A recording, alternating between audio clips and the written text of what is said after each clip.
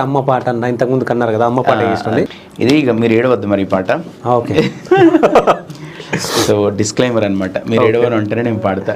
నేనే చిన్న బాబు కడుపులో ఉండి పాడుతున్నాడు. ఓకే. వాడు ఒక్కొక్క స్టేజ్లో వాళ్ళ అమ్మ గురించి పాడుతున్నాడు అనమాట. జస్ట్ చెప్తున్నా మీకు.